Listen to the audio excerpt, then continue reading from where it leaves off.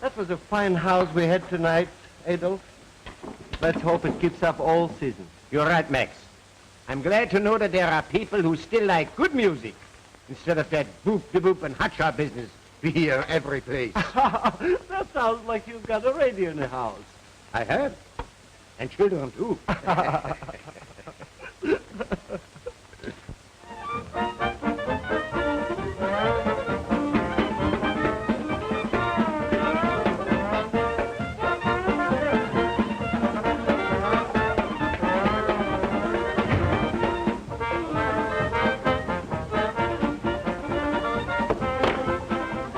Richard.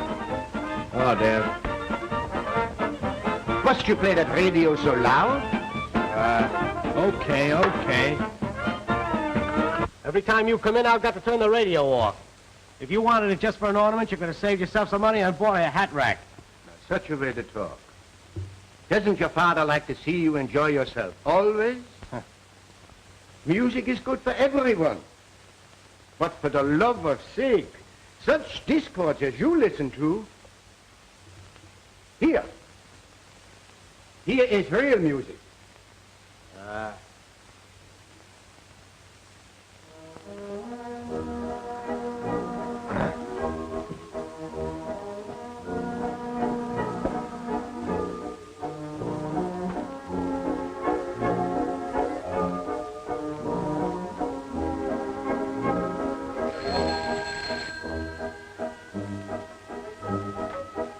Hello? Who? Oh, just a minute, please. Paula? Telephone. All right.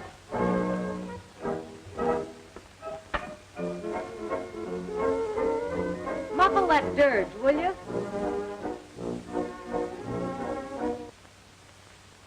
Hello? Oh, Michael. I'll be right down. Don't be so impatient, darling. I thought only taxis had meters. It's never too late for champagne and orchids. Okay, darling. Paula, it is almost midnight. I don't like you should go out so late. Any time is the right time for a good time. You've got your slippers, your violins, and your symphony records. Why should I stick around? Listen, Paula. It is you and Richard that I come home for. And when I get here, you both go out. Don't you like your home? Oh, It's all right for those who go for firesides. Personally, I don't. Just a difference of opinion. It's what makes the world go round, you know. When I was your age, I spent my evenings practicing my music. But you and Richard, you only care for a good time. Well, it depends on what you're looking for. And a life with a violin under one's chin isn't my weakness. Oh, I almost forgot. Leave $10 on the desk for some things I ordered downtown today. They'll be delivered in the morning. What time you coming home, Paula? When the party's over. Nice, pleasant little family this is. Not. You'd think she'd include me on some of her parties. But no. Her friends are too swell to have anything to do with a guy that wears clothes like mine. For the love of sake. Now, such talk is silliness. I buy you good clothes. Only last Christmas, I bought you a new dinner suit. Yeah. Mine, I've got already 9 years. And it's still good. Mm-hmm. Only in the pants. Nobody notices that when I'm sitting down. Oh, nobody looks at what a musician wears anyway. Nice little supper, just you and I, eh? You go get it. I'm tired. All right, I'll get it.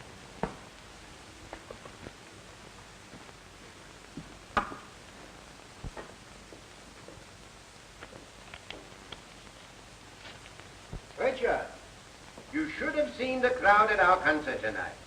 We played Offenbach's Orpheus and Hades. That's my favorite overture, you know. The boys all wanted me to go to Toroni's with them, but not Adolf. Not when he can come home and be with his boy. Richard. Richard.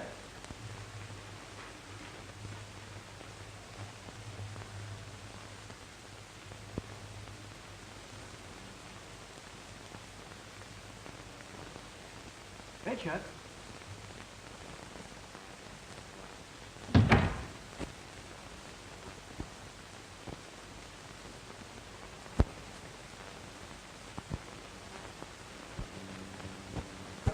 Here. Thank you. 1, 2, Well, how did you like your last guest conductor? He's like all the Russian maestros. Just a contortionist. And besides, he favored the hobos. Rossini is hard to please. Buhakov is a splendid conductor. We played Orpheus and Hades beautifully.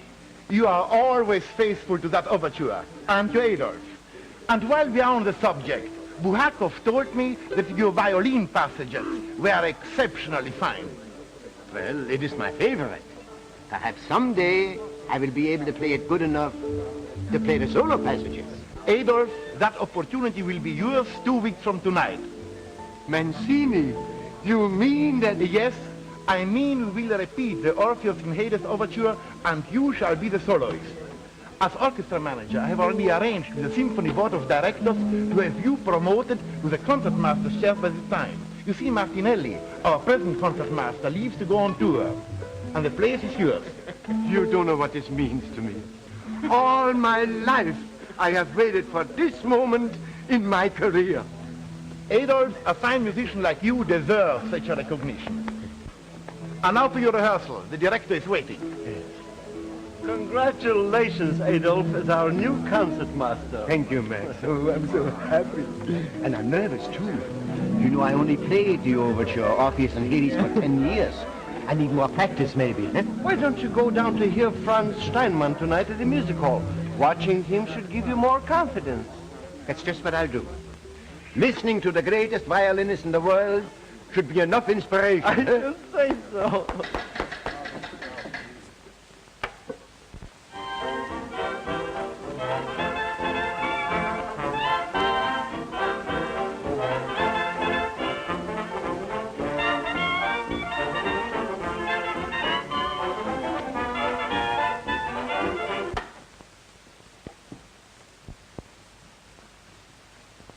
Hey, what happened? I was badly hurt in an accident. Oh, yeah? Well, then maybe we can collect damages. No, it happened in a public street. outside the stage entrance of the music hall. You see, there was a big crowd, and they all wanted to get close to that great violinist, Steinman. The people was very rough, and I was pushed through a window. Richard, it hurts pretty bad. Well, it's your own fault. Why don't you come home instead of hanging around with those crazy musicians? Hey, you won't be able to play now, will you? Well, not for a little while, but don't you worry. Everything will be all right. Do me a favor, Richard. Get me a little schnapps. I feel a little dizzy.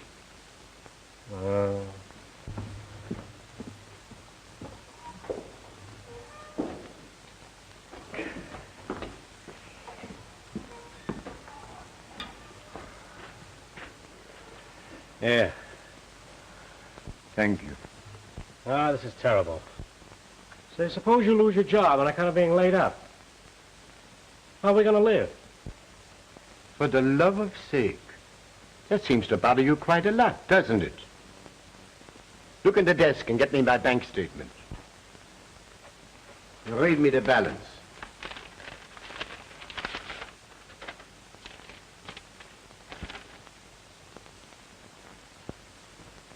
Why, it's only $52. What? Oh, yes, I remember. I had $500. I bought a new violin. And I loaned Rodzinski, a cello player who's out of work, $50. A fine lot of consideration you have for Paula and me. Here you are almost penniless because you must buy violins and help out hand musicians. Now your hand is injured and you can't go to work, and yet you say everything's going to be all right? Sure. Why not? Even if I'm laid up longer than I think, surely you and Paula can help out by going to work. Yeah, what kind of work? Paula ain't the type, and I can't find anything that suits me. And it's your fault, too. You never let me go out and do what I wanted to. I always had to stay home and listen to that crazy music of yours. Well, if you're going to talk like that, I think I'll go to bed.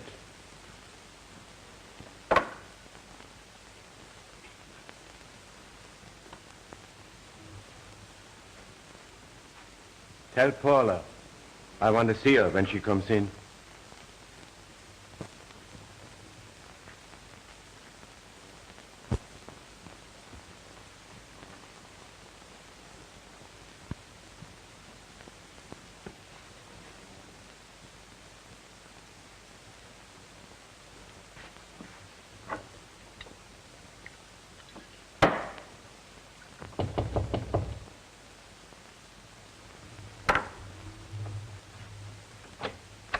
Greg? Yeah. Telegram for you. Sign here. Thanks. You're welcome.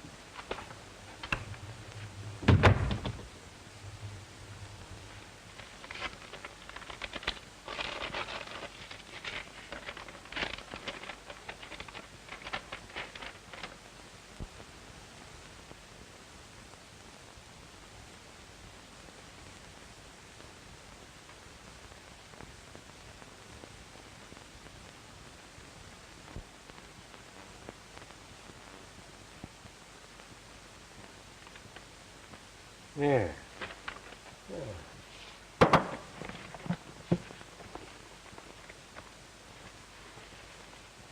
Pennsylvania, 65600. Get me Pennsylvania, 65600. What time can I get a train to Atlantic City tonight? 11:40. Thanks.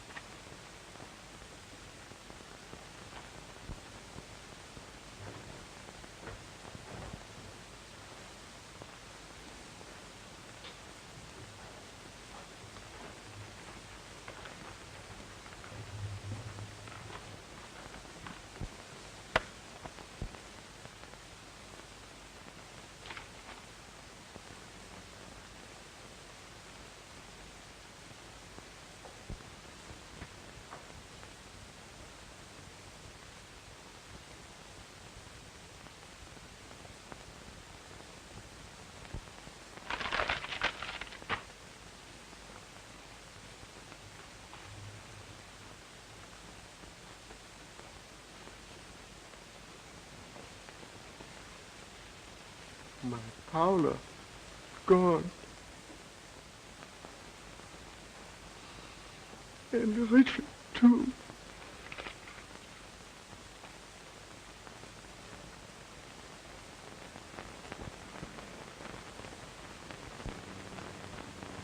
Well, Mr. Grieve, this is the final bandage. Now we shall see how you have mended the past 2 weeks.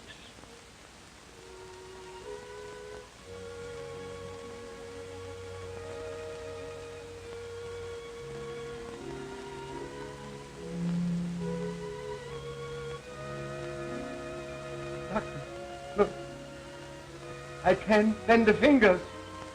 Tell me, what's the matter? Quick! Exercise will probably limber them to a certain extent. Your fingers will always be semi-paralyzed. The tendons have tightened as they heal. No, this can't be, Doctor. I'll rub circulation in them and then by tomorrow night maybe it'll be all right, eh? Then I can play my solo. Your disappointment will only be more intense if I cover it with false hopes. You will never play well again, if at all. I know how you feel, Mr. Grieve, but you must try to overcome your grief. Your health won't permit such despondency. Isn't there someone who can help you, a friend, or your family? Family? I have a family, yes. But they're away now.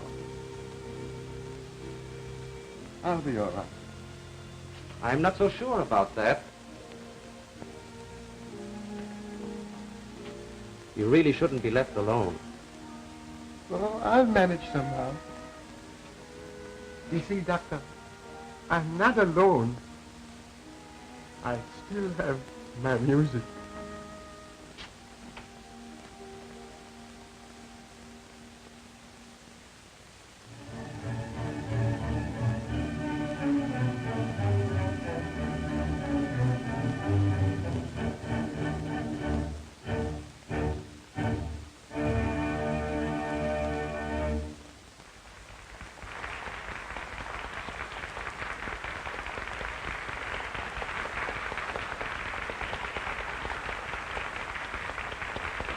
Ah, Adolf.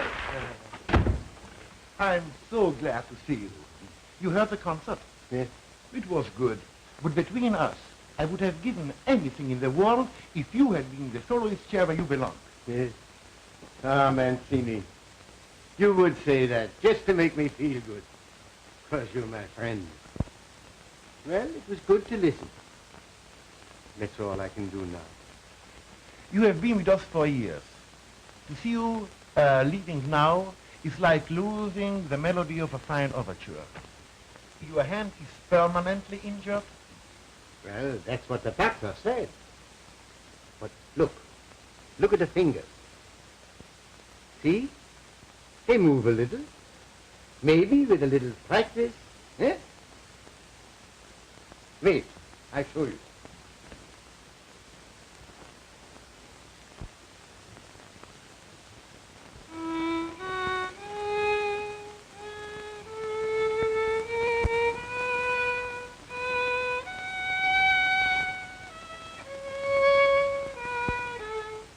Don't, Adolf, don't.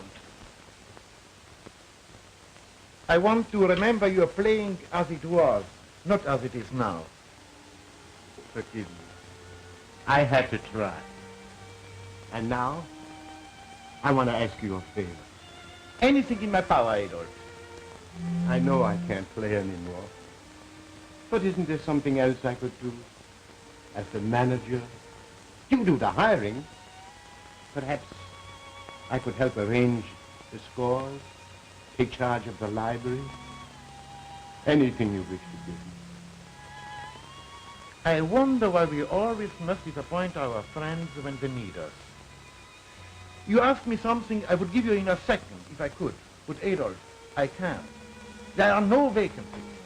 I cannot throw men deliberately out of work, even if I wanted to.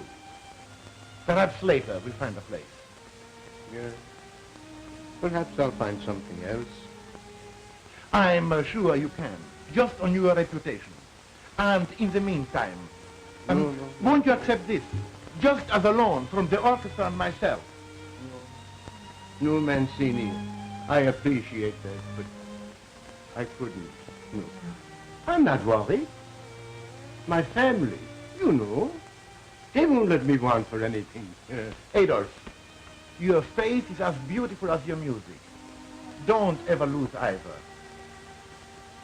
My music is my faith.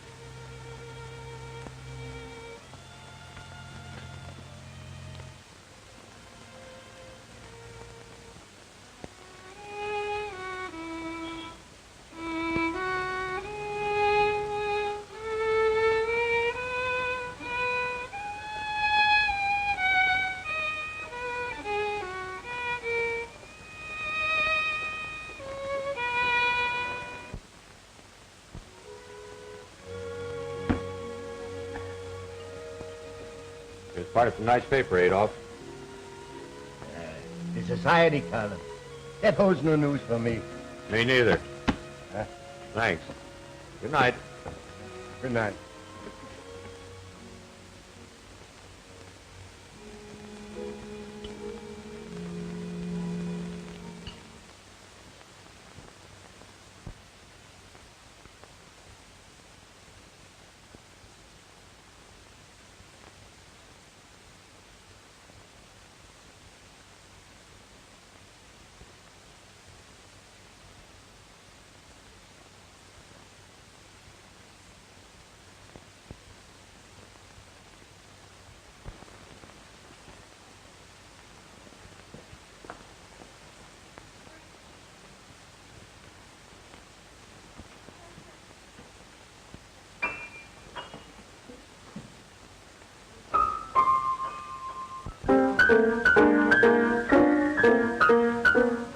Marie, haven't I told you to keep him away from the piano? That noise would drive anyone mad. I'm sorry, ma'am, but he doesn't want anything but music. Well, put him to bed immediately. Keep him away from anything musical. I Yes, know what ma'am. I'm talking about.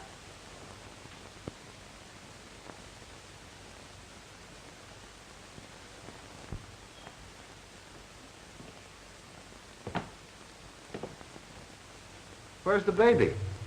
I thought I heard him drumming on the piano. You did. I sent him to bed. Noise is enough to drive anybody crazy. To bed? Wait. You mean to say you sent Carl off without letting me say goodnight to him? Why? He's not old enough to understand you anyway. But you are. Paula, you're about as selfish and shallow as anyone could be. That isn't the opinion you expressed when I was unavailable. Naturally. I only knew a false charm, a less intimate side of you then. At that time, you still had a husband to acquire. That's merely a crude way of boasting about yourself. Candidly, I may be as disappointed as you are. I'm young and you're, well, uninteresting. I see no reason for showing a charm and happiness I don't feel. You going to the concert this evening? Yes, worse luck. It's too late to stop the clocks from calling for us now. Well, at any rate, their presence will guarantee a pleasant evening. Yes. I talked to him at lunch at the club today. Seems that Mrs. Clark is thinking of filing suit for divorce. I've never seen him in such high spirits before.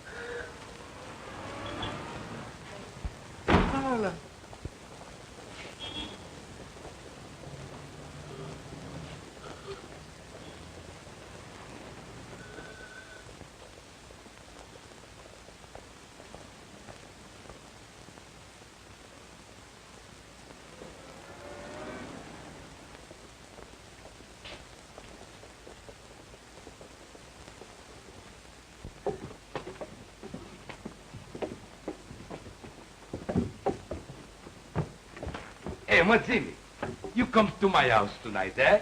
And my daughter Carmen will have on the pesto on the table will make the mouth glad to open. Not tonight, Rossini. I'm too tired. Oh, tired. You come to my house, you're not going to be tired. Because you know why? You always have plenty good fun, and you have... Oh, look. Poor man. He's a musician, too. Excuse me, mister. Dio mio. It's Adolf. Good heavens, it is Adolf. Oh, help him up, poor man. Mancini. Rossini. Oh, it is good to see you. Adolf. Why, you are shaking. I changed my mind. Both Adolf and I will accept your invitation for supper tonight. Good. No. I must go. Oh, nothing of the sort. We haven't seen you in years. What? You would refuse Rossini? Why, it's a reunion for everybody. Come, we go. We go. E quando Ramiro... Ah, Carmen. Yes, Daddy. More vino, eh? Presto, presto. Adolf, where are you living? Uptown. Way uptown. Why don't you move down here with us? All you get uptown is the noise of the streetcars and peddlers. Down here we have nothing but music, except when your friend plays the saxophone upstairs. He says the same thing about your trombone playing. How would you like to stay down here with Rossini tonight? You look very tired, Adolf. And tomorrow we could spend the day together with our music, eh? Sure, why you no sleep down here tonight? I got plenty room. Come on, I show you. Well, I am a little tired. And if I can stay here, I think I'll go to bed now. Huh? Good night, Adolf. And we see you tomorrow. Sure, we see him tomorrow. You know, I wear the nightshirts. You'll find them in the drawer. They're better than pajamas. More room and no buttons. Good night, Adolf. Good night.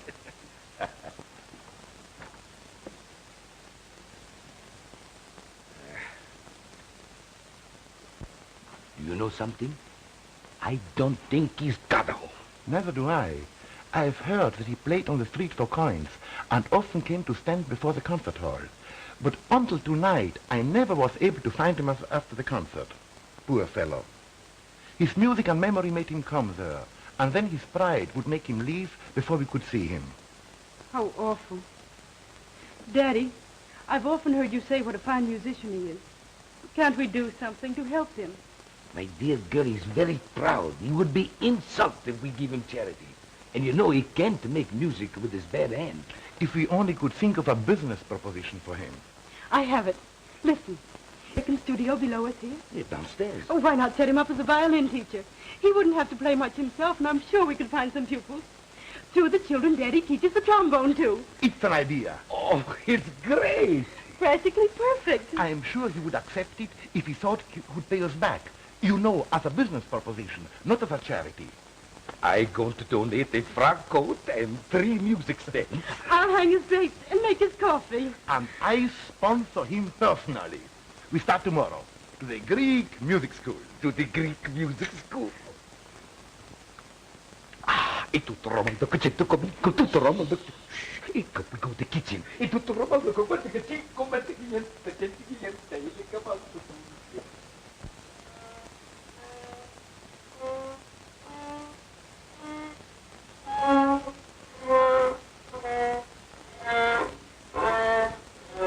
Young man, you will never learn to play the violin by looking out the window. Oh, gee. Only sissies play violins anyway. I want to play the drums. Then why do you come to me twice a week? 'Cause my mother went and got this violin for a lot of soap wrappers she'd saved up. What a reason for becoming a musician. All right, that's all for today.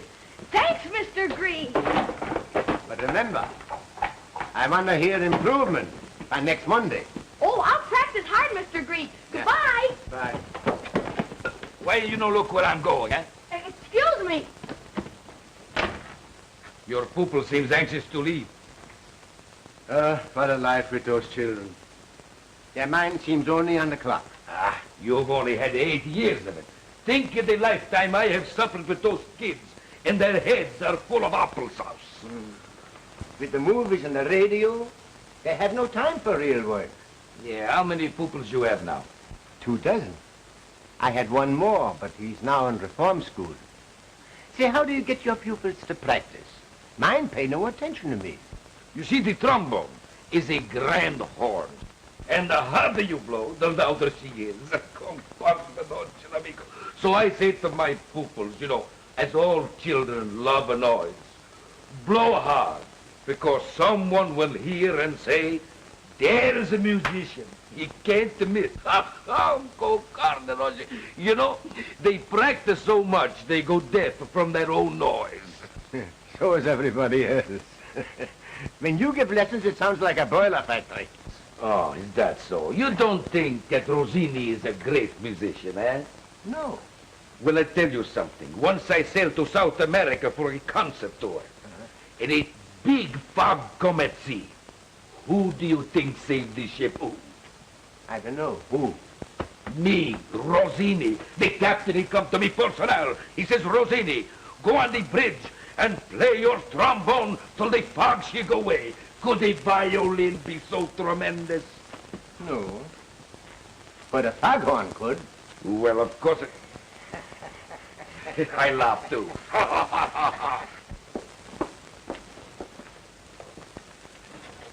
Say, where is your father? Arguing with Adolf, I guess. That's their chief exercise. That Adolf, he's a great old fellow. You know, he's forgotten more about music than most people will ever know. Yes, sir. I've grown very fond of him, for many reasons. It wouldn't be because he lets us meet in the studio, would it? Maybe. You better go upstairs before Father comes in for lunch. What'll you give me if I go? Kitty? Or spaghetti? Say, that's a swell title for a song. But I'll try it out first now, huh? Come on. I want you to put the B on that husband of yours. I'm in a spot. Aren't we all, dear brother? I'm having troubles of my own. I just read an ad in the paper. Adolf Grieg, professor of violin and cello, 232 Christopher Street. Mm-hmm. Why not go and see Father? He seems to be doing well, and you always were his fair-haired boy.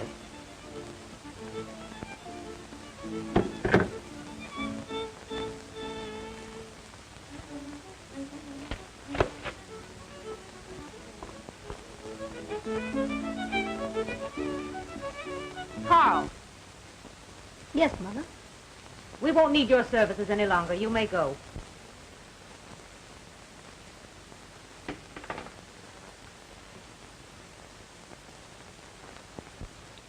What's the matter, Mother?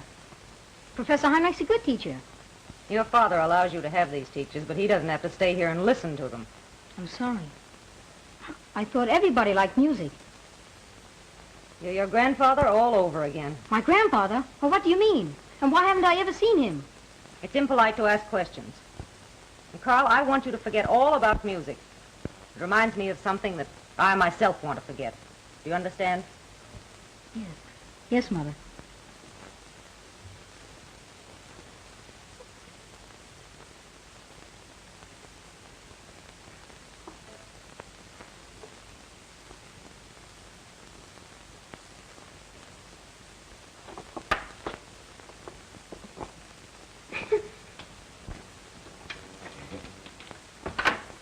Excuse me for being so long at the telephone.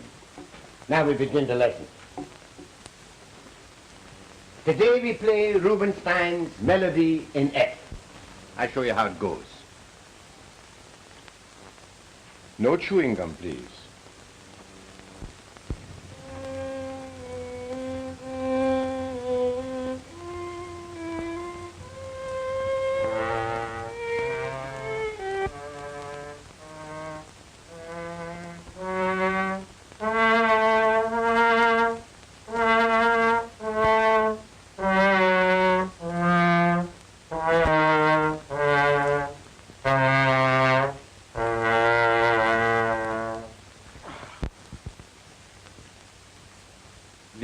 play only the notes, not the fly specks.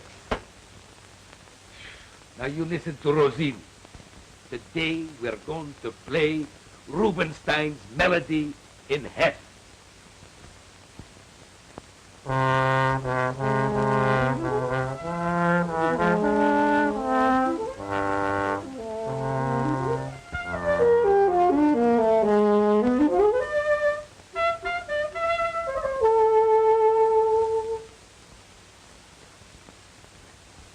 You know, Sam, I wish we could write a good number. Something new. Yeah, something new. Now we commence. 1, 2, 3.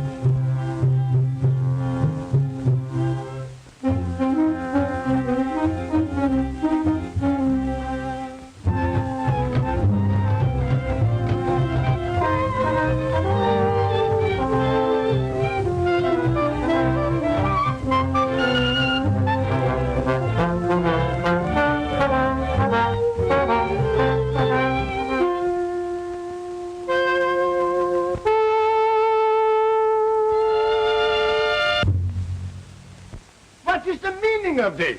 Get out of here, you overstuffed galleon! Get out!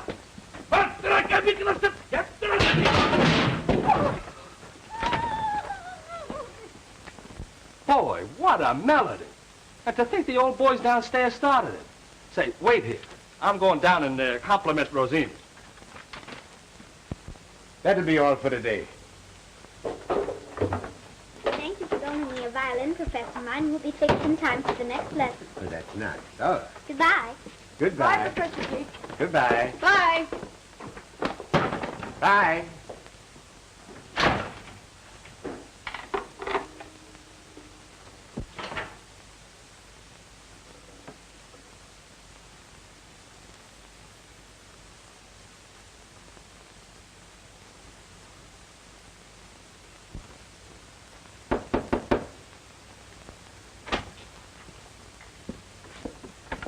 Maybe he's in the bedroom.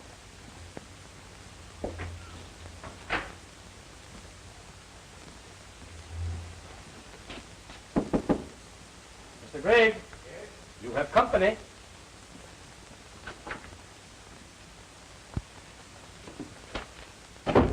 What is it? Herb and I have had dinner, so I thought you'd like some nice hot minestrone. Soup? I can eat soup anytime.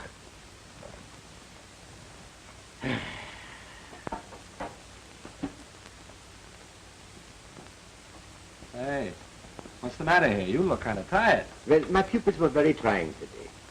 I try to teach them classic and they want to play jazz. It seems nobody likes the old music anymore. What did you run into? Oh, another music teacher who shares your sentiments. Yeah? Only he hit you with a trombone to prove it. Where is he? Daddy's cooling off at the concert hall. Rossini went to the concert hall. I haven't been there in 10 years. You've been awfully good to Carmen and me. Just like a father. I'm glad. Because once I had children of my own. And you two sort of take their place. I didn't know that. Are they... Dead? To me, yes. Never you mind. We'll try to take their place. Even after we're married and have children of our own. Eh, Carmen? I'm afraid Father will see that that dream never comes true. Nonsense. Once I was as narrow-minded as he is. But now I think different. And so will he. Youth is a rhythm the old ones can't keep a tempo to. The old melodies are the memories of our youth. That is why your father and I persist in teaching them, even though they're as musty as we are. Now I know you don't mean that. Why, most of our modern music is based on the old classics. Hey, what is your favorite composition, Mr. Grigg? Offenbach, Orpheus and Hades. You know it? Well, I sure do. Gee, I wish you could play it for me. I can. And the phonograph.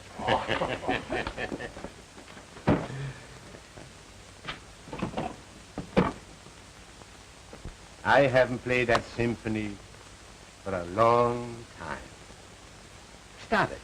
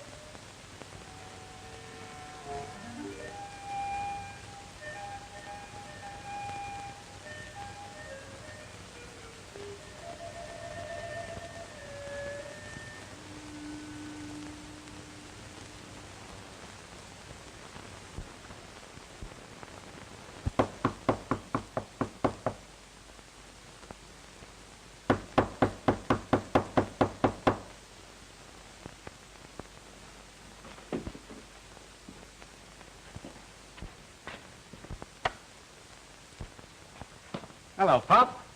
Richard, come in. Come in.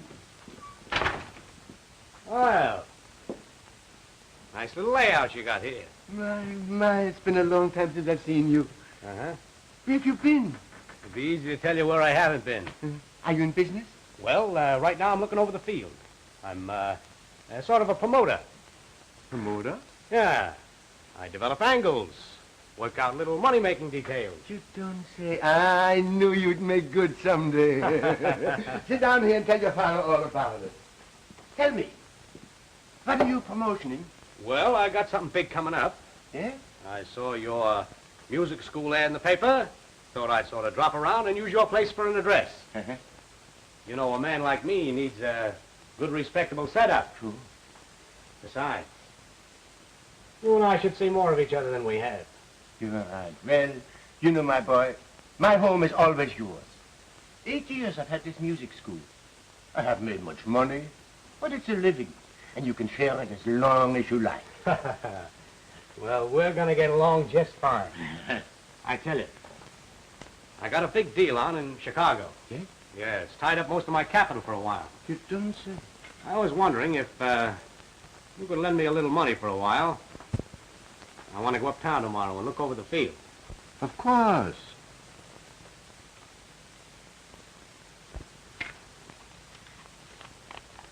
Is that enough? Sure. I'll let you know if I need any more. That's all right.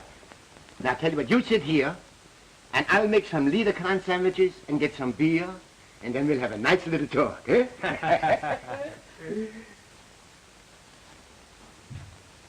Now, what's the matter?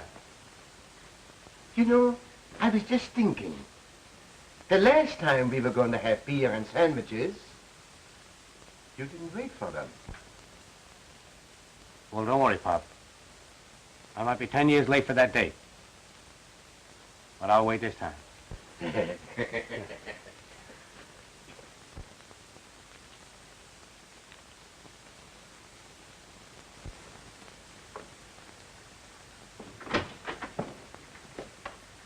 Good morning, Richard. Oh, hello, Pop.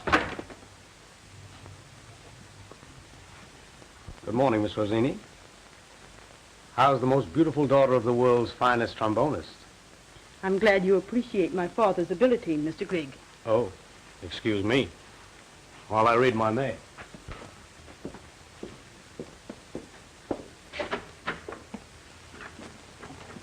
I can't understand why Richard gets so much mail. Perhaps they're from admirers. What? Nothing. Richard makes a lot of money, doesn't he? Well, he doesn't tell me much. He has an office uptown where he promotes things. He's a smart boy, Carmen. I'm glad you're proud of him. You deserve a lot of happiness. Here comes one of my pupils. Good morning, Professor. Good morning, Sidney. I'll leave you two to the mysteries of the violin. Come in, Sidney.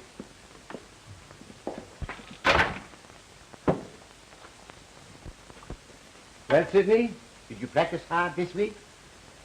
No, sir, I didn't. You see, sir, my dog ate half the music, so I could only play the bottom of the page. And that's the first time I ever heard that one. Never mind, the lesson will commence.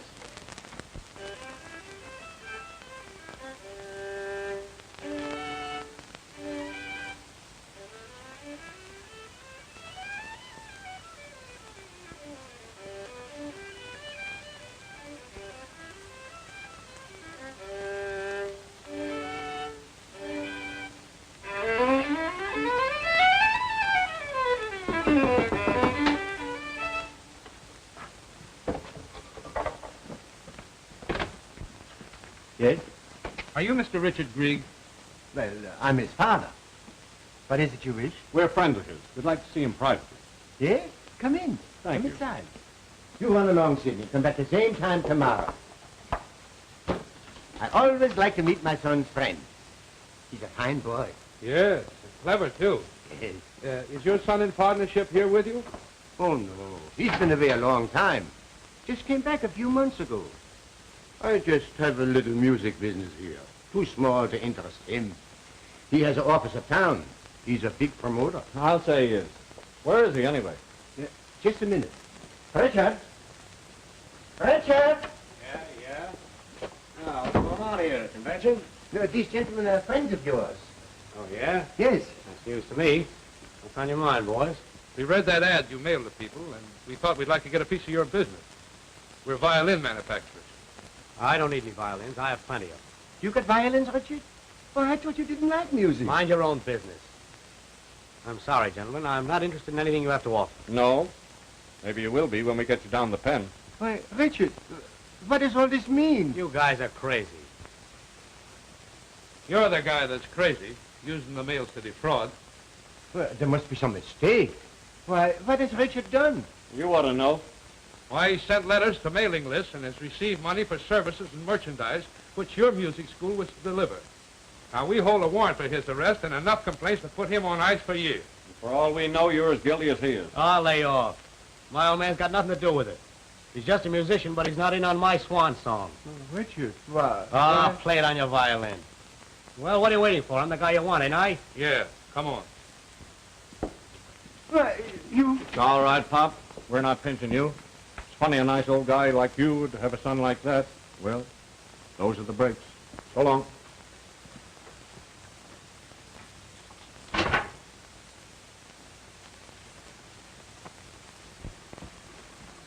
Your morning paper, sir. Oh, thank you.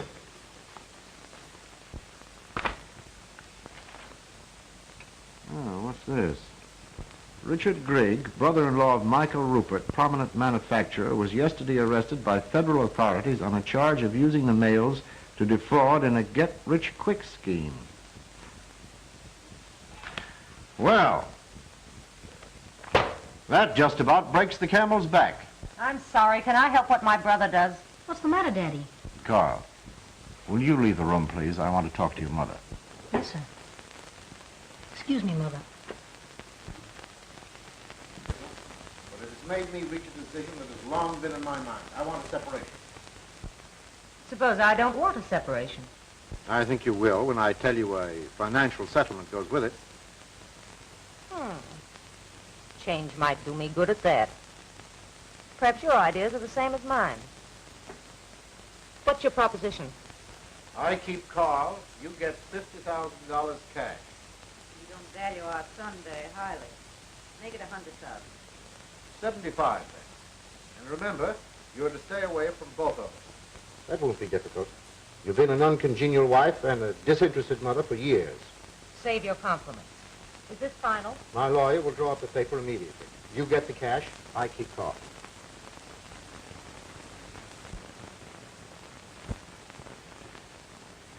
Mary, I'm going away on an extended business trip. I'm leaving him completely in your care. Be good to him now and give him lots of those cookies you used to give me when I was a boy. Oh, don't you worry. Your old nurse knew how to make a good man out of you. Carl and I, we will get along fine together, won't we, Carl? Yes, Mary. But gee, Dad, I wish you didn't have to go away. Well, I feel the same way, son. But after all, it's business. I'll write you often. And mind you behave. Yes, sir. Now then, you run along because I want to talk to Mary. Yes, those cookies we just talked about. It's in the kitchen on the left shelf. Go ahead. Goodbye, Dad. Goodbye, son.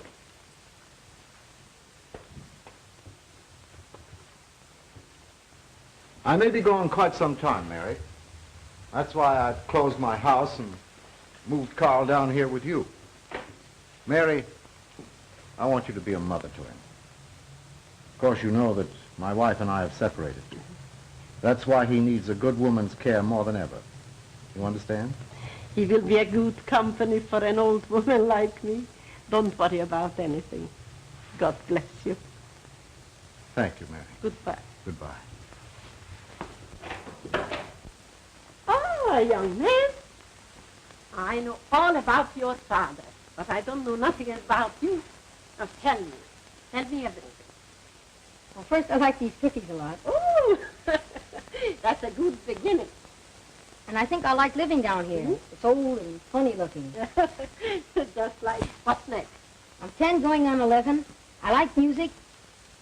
And I can play both the violin and the piano. Oh, that's fine.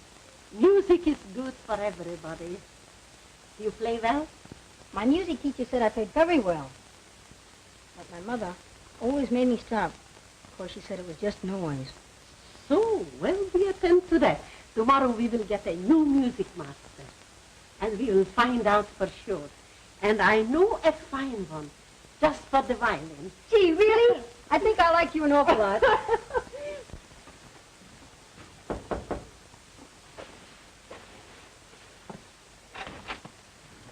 Ah, good morning, Professor Green.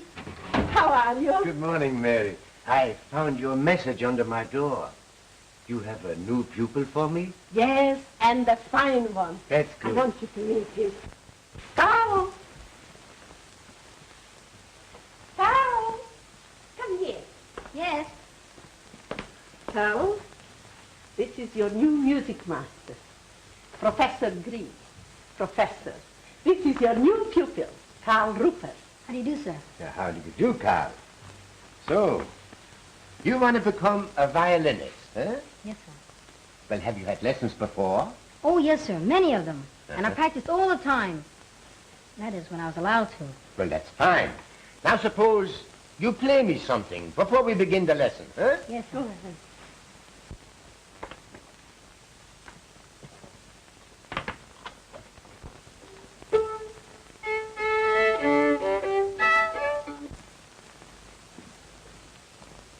What shall I play, sir? Play something you know real well. Your favorite.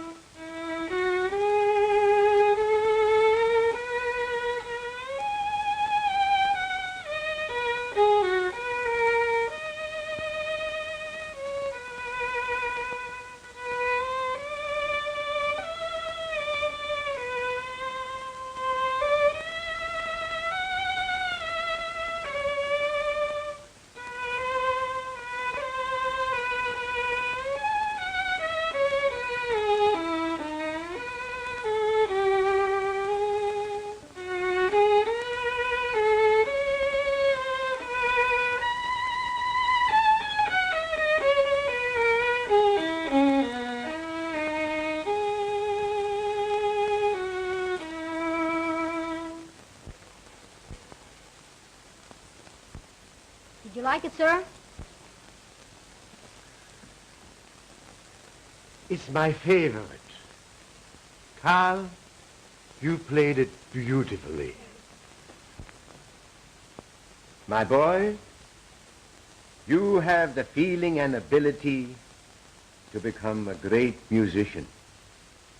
And maybe someday old Adolf will make you famous. But it means work. Hard work.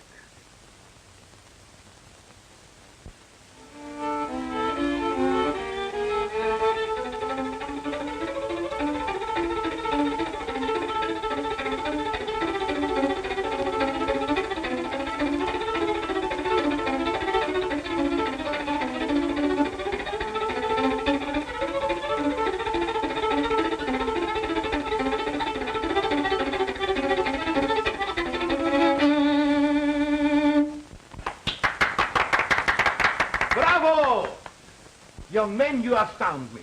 For months, Adolf has been exclaiming over your ability. Now that I have heard you, I agree with him. My boy, you are very good. My old friend, you cannot know how I hope for Carl's success. In the 2 years he has been with me, I have grown to love him.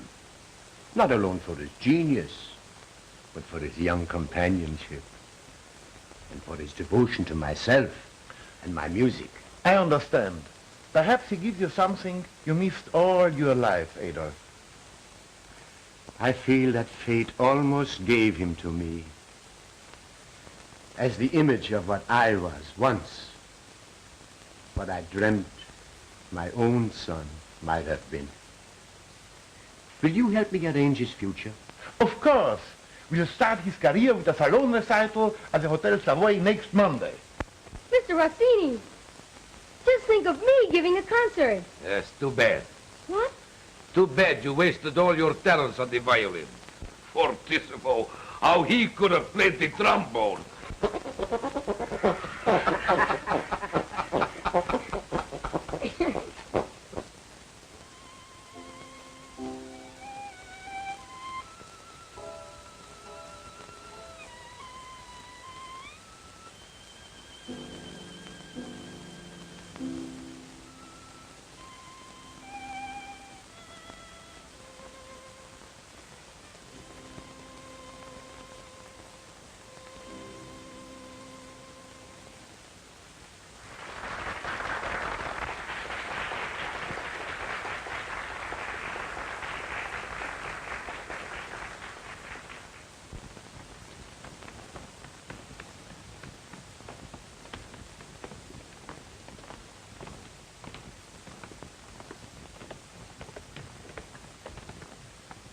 That boy has a world of talent. You are absolutely right. His technique is superb. Old Adolf Grieg deserves all the credit for training him. As chairman of the Symphony Society, I'm going to recommend that we have that boy appear as soloist on one of your future concert programs. I thought you wanted Carl. What a future of fame and wealth that lad can count on. Oh, here he comes now with Adolf.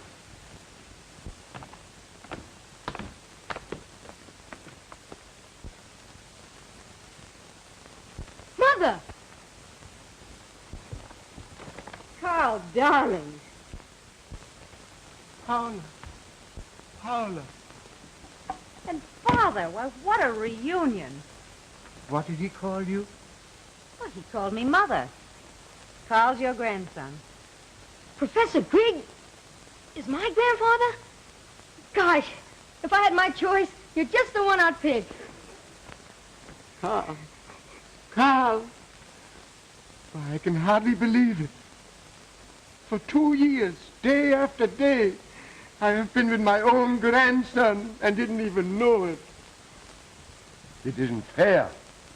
You can blame Michael for that. He stole Carl from me and put him with an old nurse. Well, I didn't know where he was. I haven't seen him until now. Carl, darling.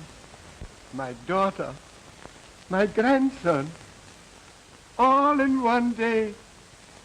It is almost too much for an old man like me. Congratulations to both. getting a grandfather and a great music teacher. Now that I know your relationship, I understand where your genius comes from. Oh, Mancini. I just told Mr. Mancini to engage you as soloist for a coming concert of the Cosmopolitan Symphony Orchestra. Congratulations. Oh, thank you, sir. Pardon us. Mr. Rogers and I will go now and arrange all the details. Carl. Carl. Did you hear what they said? I'm so happy, Grandpa. Now I know I did everything you asked and studied so hard. I'm you, I guess.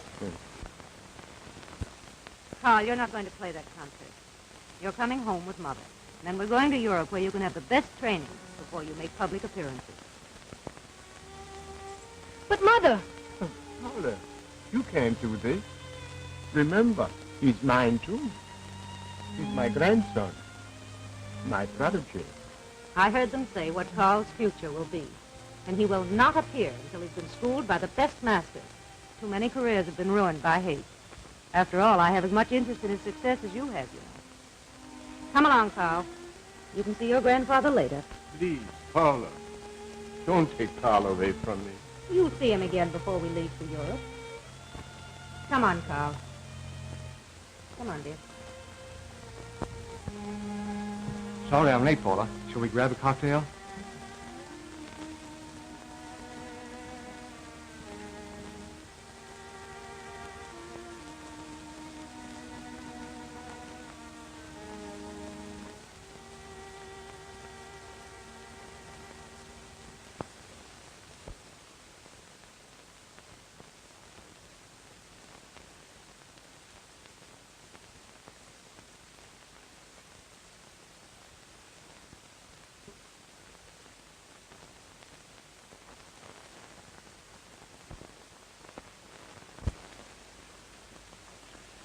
It's all a terrible mess, particularly for poor Adolf.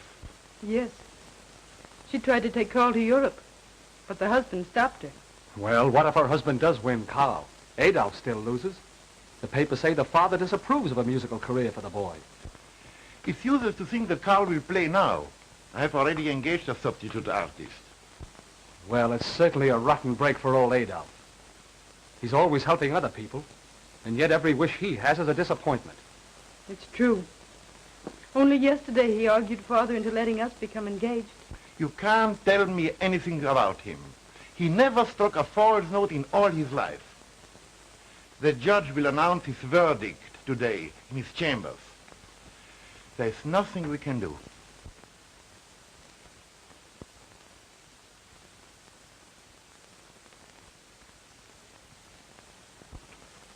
After careful consideration of the testimony and argument of counsel presented in the case of Paula Rupert versus Michael Rupert, regarding the custody of their son, one Carl Rupert, aged 12, the defendant alleges and by documentary proof establishes that the plaintiff accepted a financial settlement in return for relinquishing the rights to the son's custody.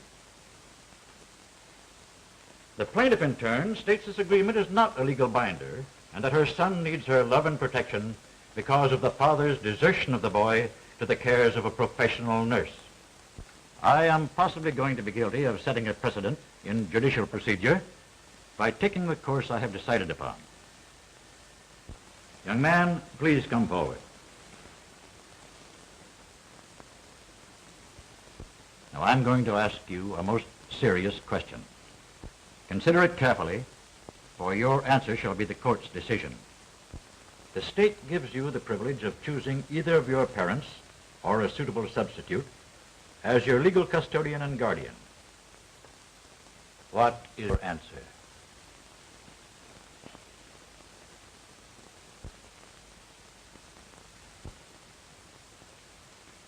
Why, I choose my grandfather, Adolf Grieg. Why, this is ridiculous. I should appeal his revisions. Gentlemen, please.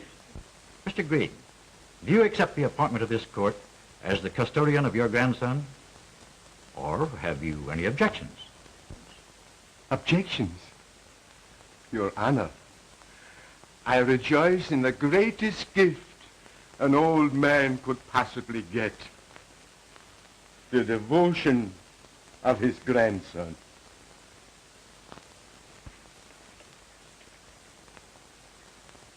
Please, Your Honor, would you excuse me now?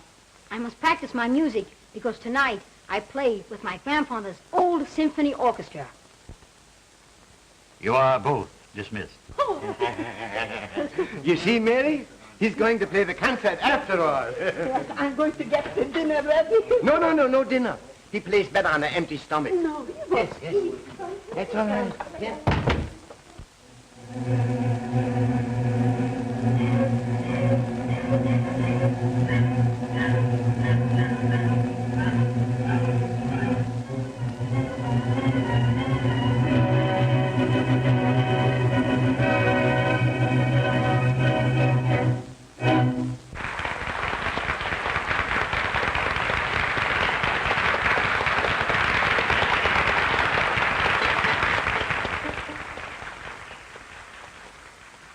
Al, my boy, all my life I have longed to do what you are going to do. The opportunity was denied me. Now you have a chance. Show them what we can do. All right, Grandpa.